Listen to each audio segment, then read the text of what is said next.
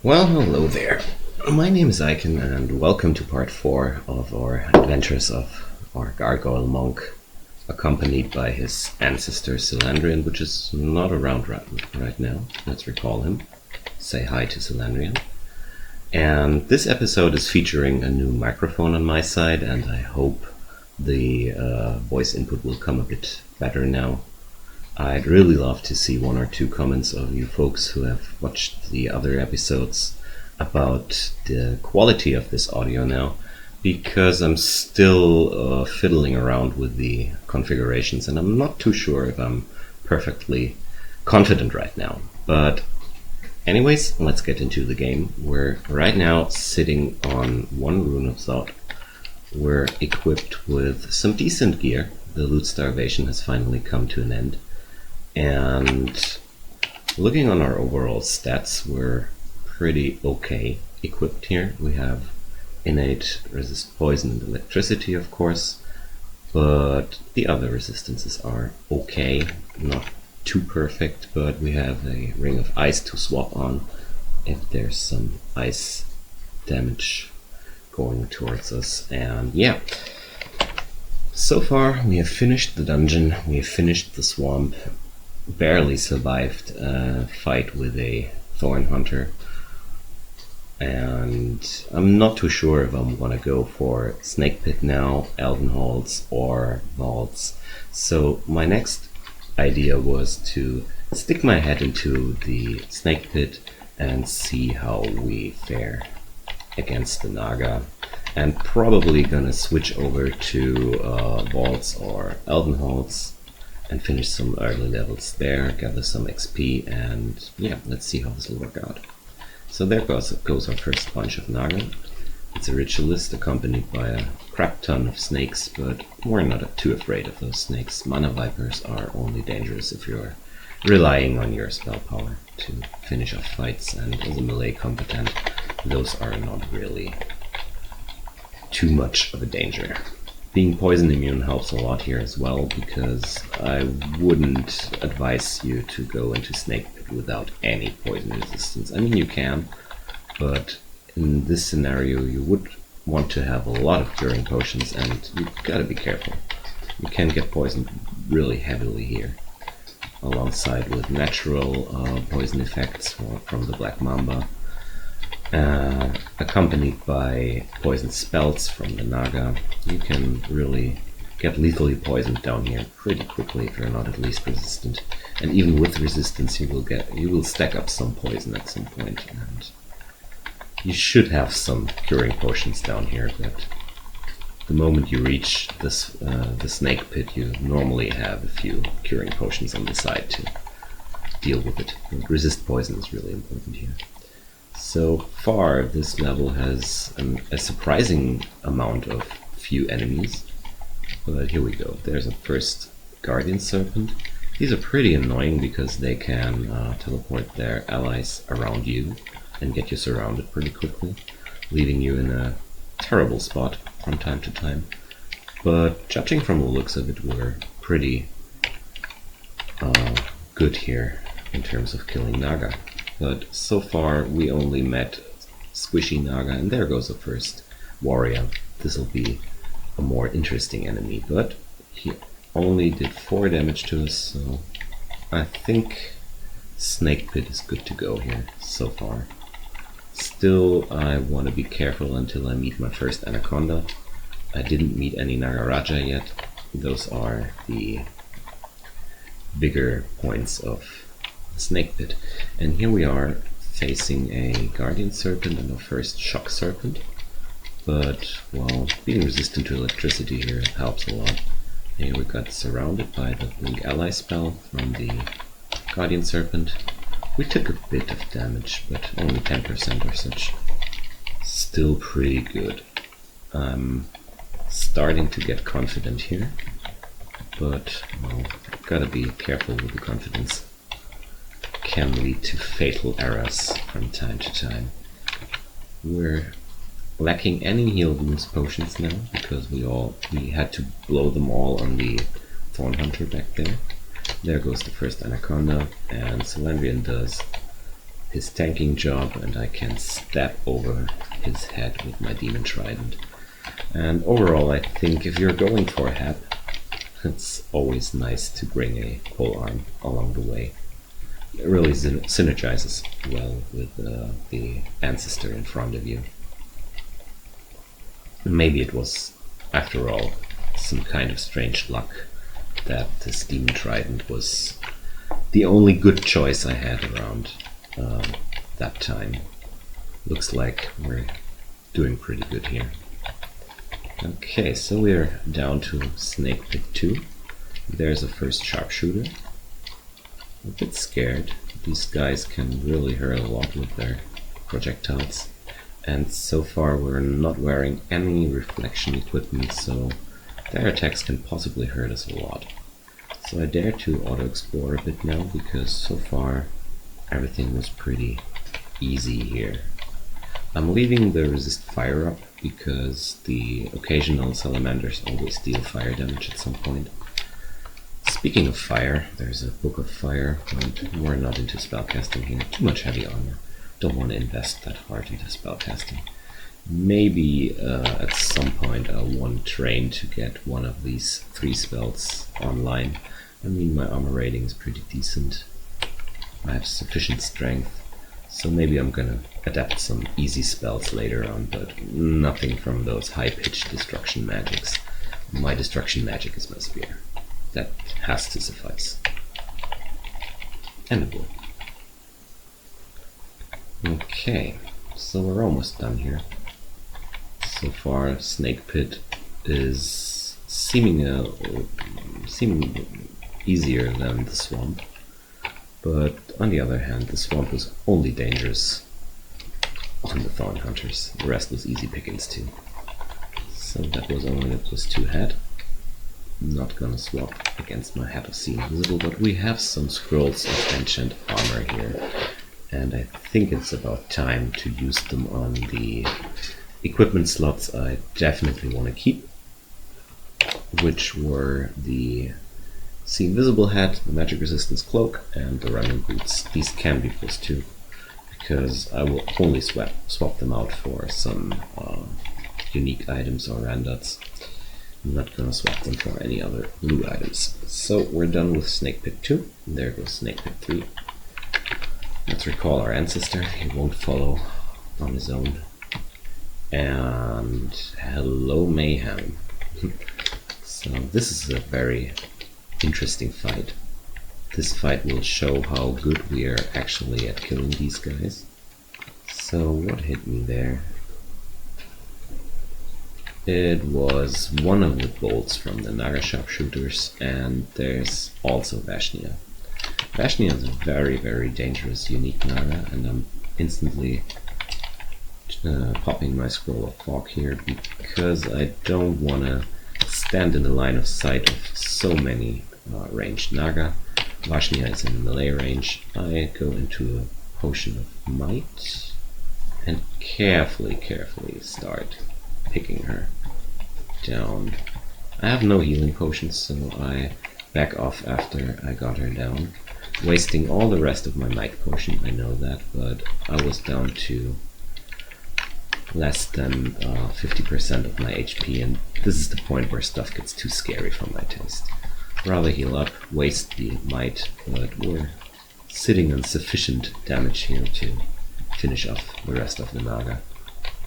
And judging from the looks of it, my HP could have been sufficient to finish up this fight, but better safe than sorry again. Winning crawl games is a lot about being very careful from time to time and not taking any unnecessary risks. So I'm pretty happy that I met Vashnia in this close corner, because she's one of those uniques you really don't want to meet her in open fields. That's really dangerous if you have to face her in an open room, because all her accompanying Naga sharpshooters can happily shoot you down, and it's pretty hard to avoid them. So the anacondas do a lot of damage due to their constriction.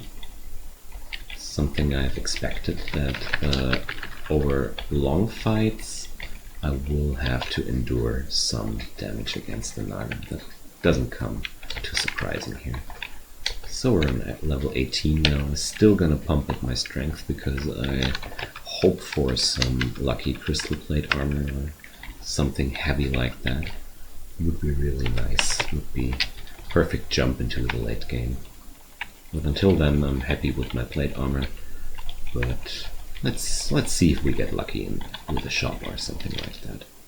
Always can happen at some point. And there's a Randard chainmail. Let's check it out. Could be sweet. So basically a good chainmail, but I don't like the corrosion. I really don't like this because it's. I feel like corrosion is very dangerous, especially if you're a melee setup. For spellcasters, I think you can go with corrosion better. So we're getting encircled here by the Guardian Serpent. I'm falling back to the stairs, picking off the most dangerous enemies first, which was the Guardian Serpent and the Warrior, and in the end Celandrion does some hexing job, and we're done here. Again on 50% of our HP. So I have to accept that at some point these Naga will always punch through my defenses. Can't avoid that due to the constriction. There was an Amulet of Harm. That's one of the reasons why I don't like to randomly equip amulets. Since the Harm amulets got introduced, everything went a bit more complicated. So I did some really stupid pathing here. Wanted to kill the salamander as quick as possible and ran into a bunch of enemies, but we kited it back pretty easily. Luckily we didn't have too much pressure in terms of damage along the way. Okay, so Snake Pit 3 is getting a bit more dangerous, but only a bit. Vashnia was kind of like the biggest problem so far, and yeah, that's one of those moments when you just talk too loud about no problems. Hello, Ic0n. She can spawn hydras, as many as she wants, and she will turn into a dragon when her HP gets low enough, which is kind of like she will be encircled by storm clouds as soon as she switches her form, which is pretty obnoxious if you're not resistant to electricity, but we are resistant to electricity.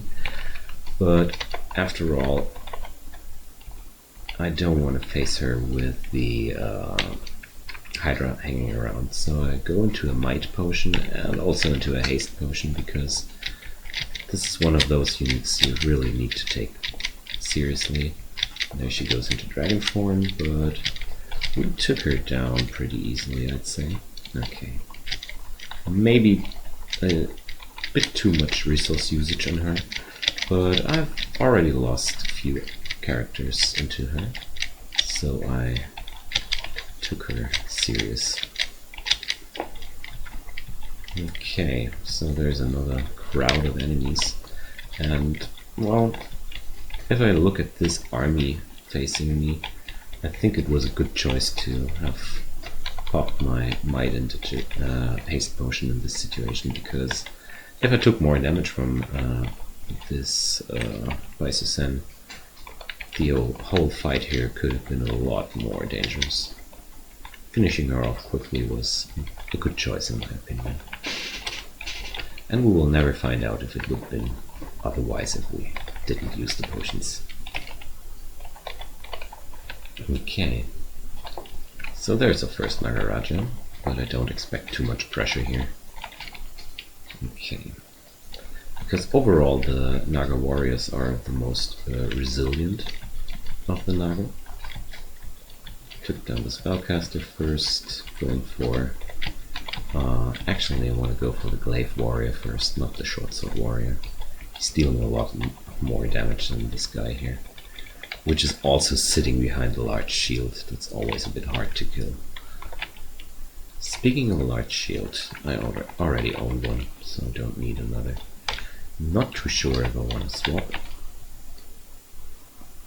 But, well, it's a shield protection, I'm definitely gonna swap. I think I've decided this the last time. Okay. So there's a salamander. Let's puncture him down. Salamanders are one of the few sources of clean meat down here. And down to snake 4 we go. So let's recall our ancestor and blow up our last magic mapping scroll.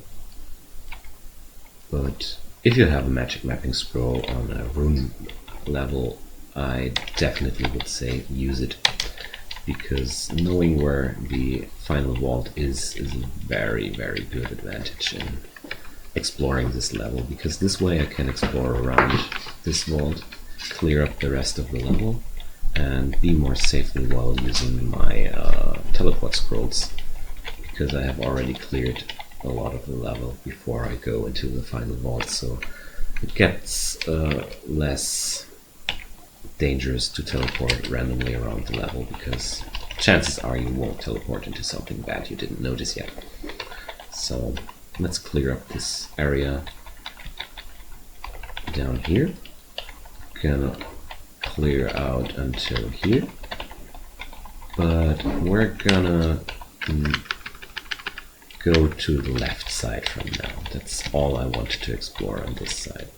So Celandrion got in a nice paralyze on this Naga Ritualist.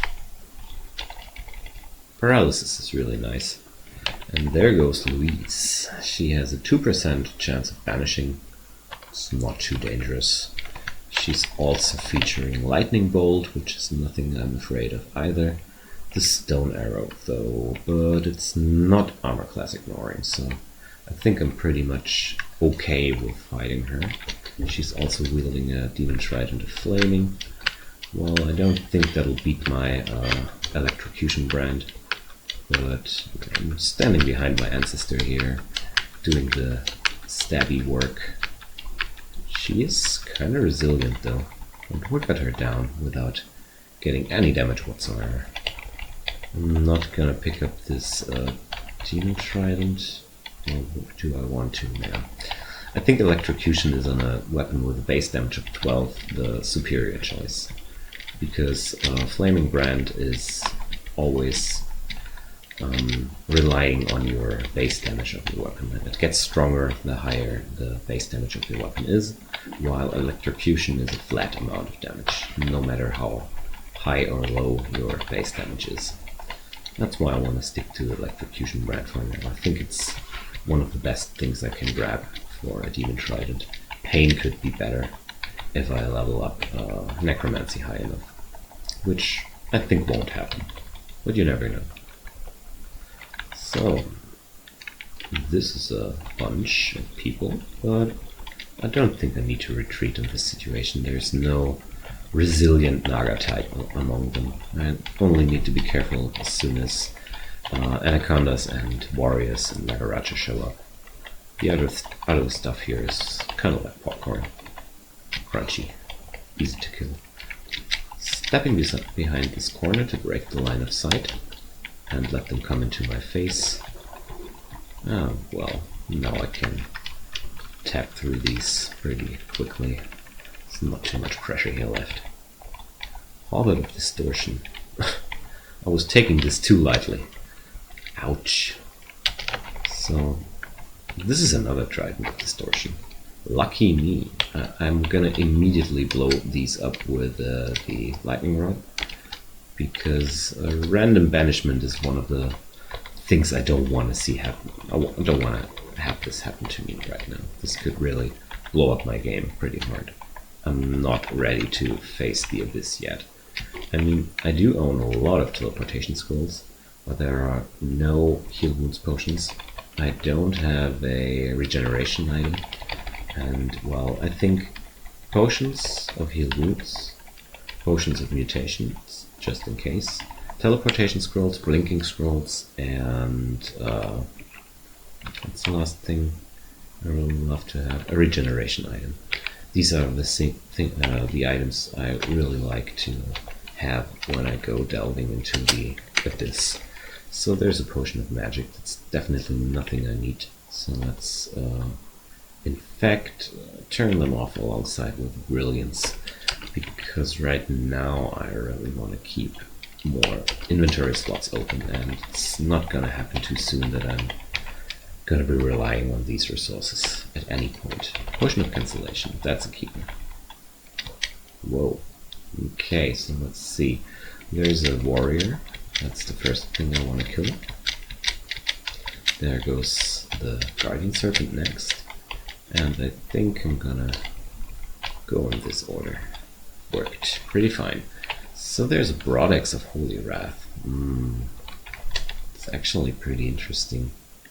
I'm gonna carry this around. And yeah, I'm gonna keep it like that. In case I run into another brand weapon scroll, but I think... Yeah, I know these already. There are no more scrolls in the game I don't know yet, so... I don't need to keep this unbranded Broadex anymore, because I only kept it for the case that I could run into another brand weapon scroll. But I think the Holy Brand is a very good addition to my late game, and I didn't think about what I was doing here, so let's retreat for now. But it was a good moment to start aggroing the center wall. I've cleared out a lot of space here, and luckily Naga is slow. That's really a good thing. And this time I want to check, it's only enchanted. Is my ancestor still dead? Yeah, he is. So let's take down the Salamander first. He's dying way more quickly. And probably, if they're wielding spares, I actually might want to try fighting the warriors from a tile distance, because this way they can't use their constriction advantage against me. Sharpshooters though, I really want to keep them close. I'm not interested into these guys using their crossbows into me. Okay, so let's avoid the center again. Not the center, the lower half here. But I definitely want to kill a few of those. I think after killing this Nagaraja, I'm gonna fall back. Yeah. Gonna step around this corner and start whacking. So Celandrion is still alive, so I'm gonna idealize him for this fight. There's still a lot of baddies down the floor here, and I think this is gonna help somewhat. He got splattered pretty quickly though. So we're eating some damage because we're keep being constricted, but obviously we're done here. And this way we can slowly clear up the center vault of this level.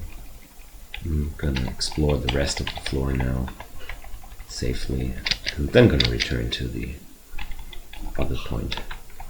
So this guy has learned to mass confuse and haste now. This is a major breakpoint for the Hexer ancestor. It's really good, because now he can haste himself, not me, sadly. But with the haste and the confusion, he will put down a lot more pressure into big fights now. And I think I'll enjoy that a lot. So let's step around the corner again, force them into getting close to do anything useful.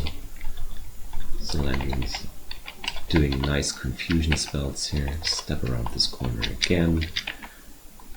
Yet again, I always want to avoid standing in the shooting area of these sharpshooters, because, well, they're not called sharpshooters for no reason.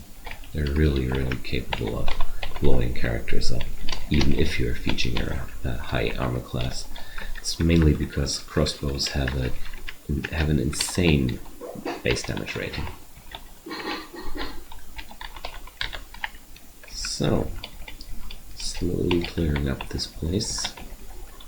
Let's check how many people are left down here. But I think the major portion is already dead. But there's still some baddies around. Let's recall Celandrion is not standing in a good spot here. That's better. So I think I'm gonna idealize him again, because why not? I have a decent evocations rating, and this fight is far from over. It would be a bit sad to lose him right now. And there he went, paralyzing and backstabbing this guy over here. So, the Hexer pays off in the long run, especially if you're a melee combatant. And his debilitations are really useful because you don't have to invest anything on this guy. You can even drop leveling your invocations. You don't need to have invocations. He will do the same thing even if you're at 0 invocations, which is pretty awesome. And I think, personally, I think it could be toned down a bit. I think it would be more fair if he would scale up as well with your invocations, because right now you're getting a very powerful ally for kind of like no investition apart from picking this god. And well, you lose 10% HP, okay, but I think that's having another body around every time, which can even buff actively with a good spell, well, that beats 10% of your max HP, in my opinion, even if you're already a frail race like the Gargoyle. Hope I'm gonna prove this theory by carrying the Orb of Zod out of this game. So, that's again a bunch of guys, but I'm not gonna pass in this fight because I feel like I can safely take them down. Snake Pit was very easy for this character. The true poison immunity helps a lot. So now we're sitting at 2 runes, and off to the vaults we go.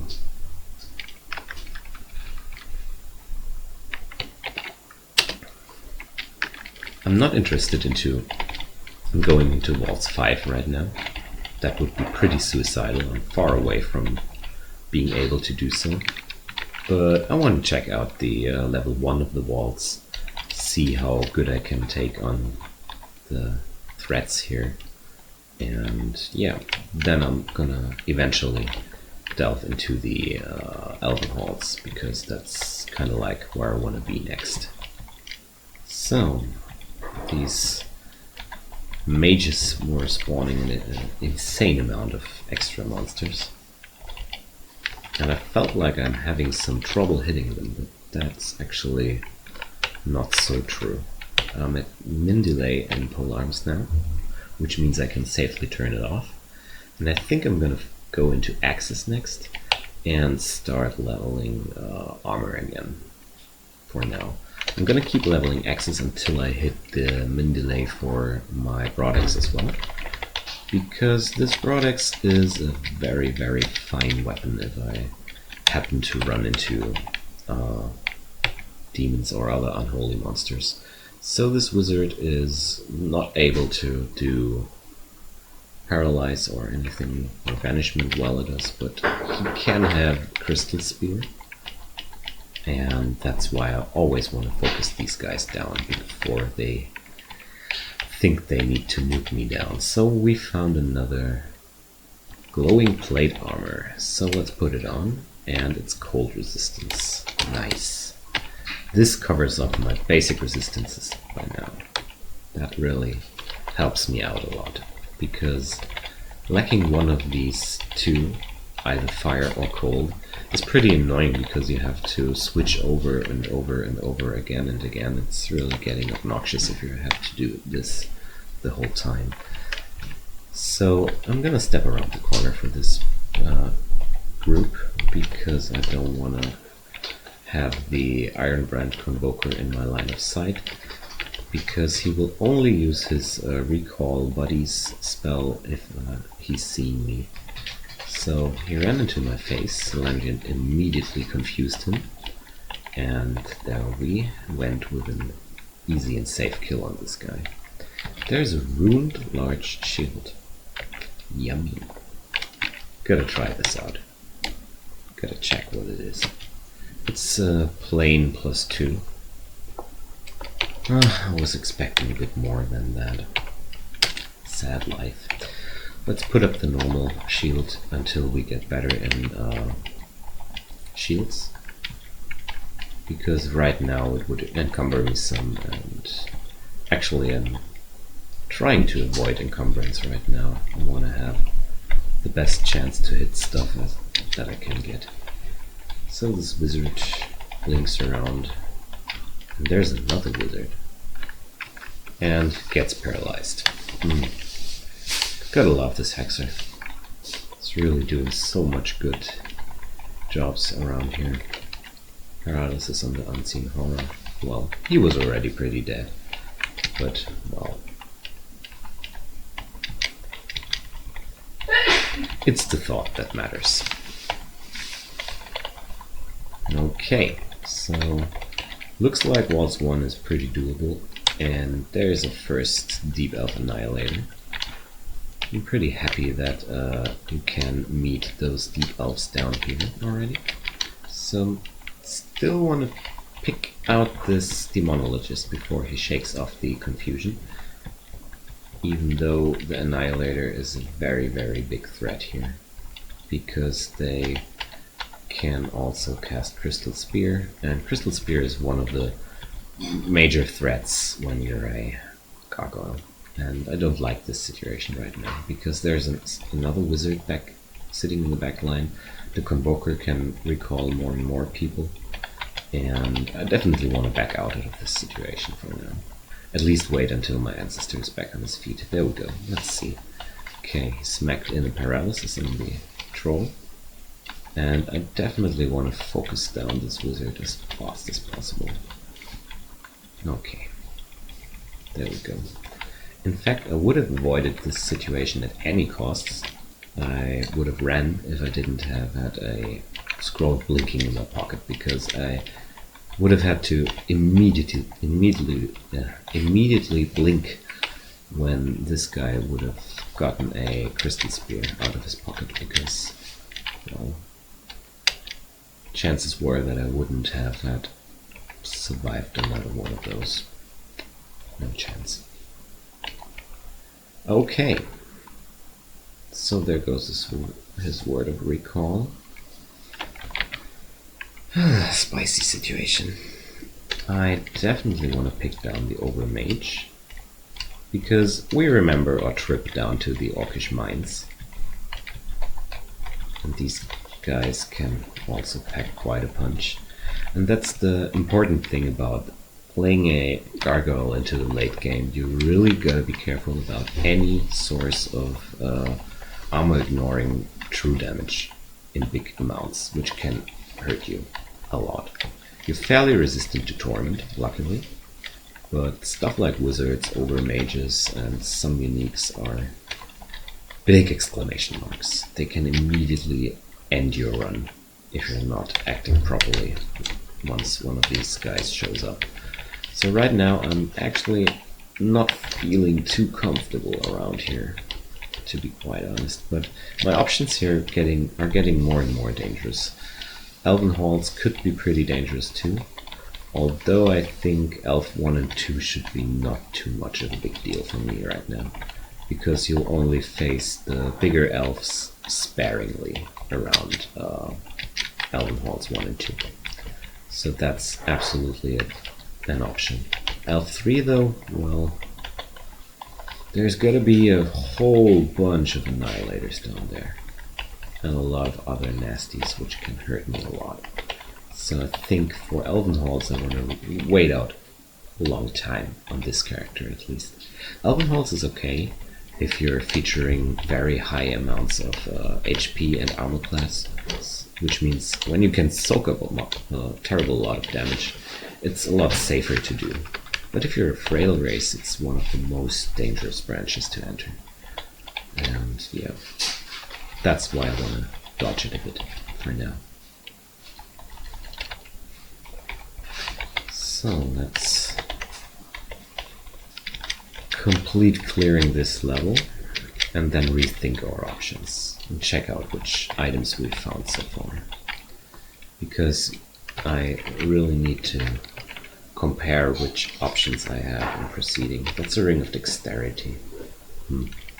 not too hypey. I'm gonna drop it and turn up the auto pickup because I'm not relying on dexterity too much. Not at all, kind of. So there goes a sorcerer with a 0% paralysis. We're sitting on a huge amount of magic resistance for this part of the game, which is really good, because true damage is already dangerous enough by its own right. And yeah.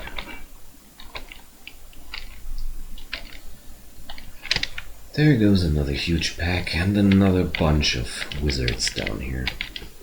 While I'm standing behind Celandrion, I'm pretty safe from spells like Crystal Spear, because they can't aim at me as long as Celandrion is standing in front of me, which is really important to know.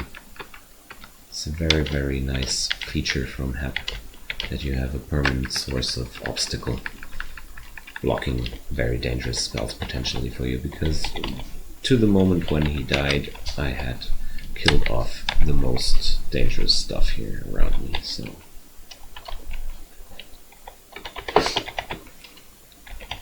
Off we go.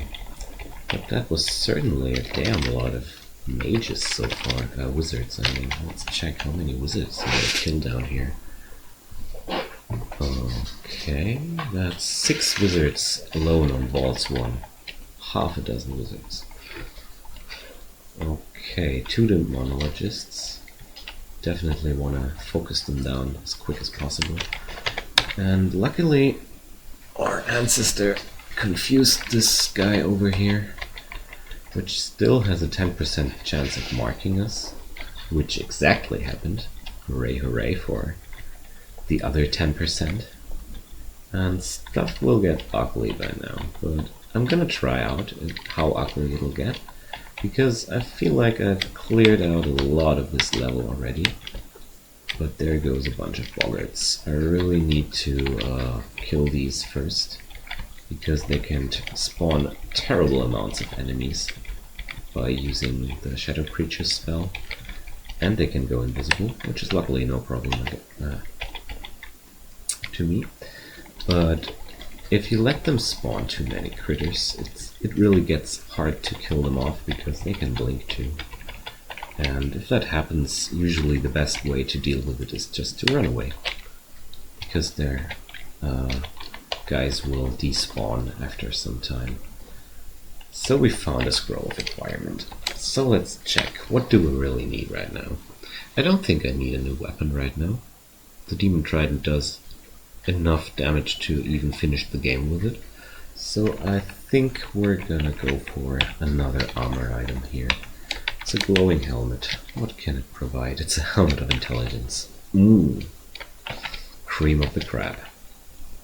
It's kind of like one of the most useless things for me to spawn out of a scroll of requirement.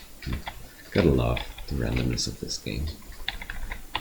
But it's okay. I was not needing it too much. I'm okay with 47 AC at this point of the game.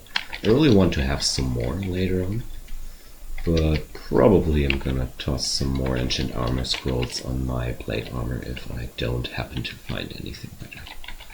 This will work to some degree as well, because I will get passively some more armor class through being a gargoyle. There's still 7 more levels to climb. This should provide me some more AC. And probably this setup is almost good to go for finishing the game. Some things I'm still missing are a higher amount of fire damage. If it's possible at any good reasoning, I really would prefer to hit 3 pips of fire resistance, and I really need to slow down here, because this is a serious fight. This Orc Warlord, accompanied by 3 knights, is really a lot of pressure, and I think I'm gonna idealize Celandrion, which didn't do too much, and switch into a transference here. And Celandrion got killed. Okay, so I didn't use too much resources yet into this fight, and I think I want to at least bail out of this until the might wears off, but yet again there's no close corner to fight. I'm slowly falling back to my entry stairs. I don't feel like this is a fight I want to pick up without my ancestor. Fire Dragon is kind of spooky as well. But obviously doing a lot of damage to him. And our ancestor confused both of the stupid orcs. The warlord got a paralysis on his face. And I think this fight would have been a lot harder if I took this with my face into the situation. Okay.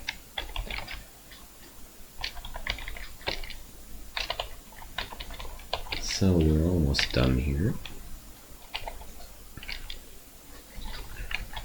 But not quite yet. Still a little corner around here and there. But we're done exploring now. Okay. I don't feel like I'm ready to delve deeper into the vaults at this point. I feel like Elf 1 and 2 are better to go. I slowly want to rack up my XP and gather more and more HP before I proceed into these deeper levels of the vaults. And I'm trying to pick up as much free XP, safe XP as possible before I go into deeper into the areas which can blow me up really hard. It's kind of like the idea behind this. So this is an interesting entry for Elven Halls. Never seen this layout before. So let's free these orcs, they're elves. Free these elves and kill the summoner for these earth elementals. Pretty dangerous setup, in fact. Didn't know that they could summon their creeps behind these bars. Pretty obnoxious. Okay, so I think I'm gonna call this an episode for now.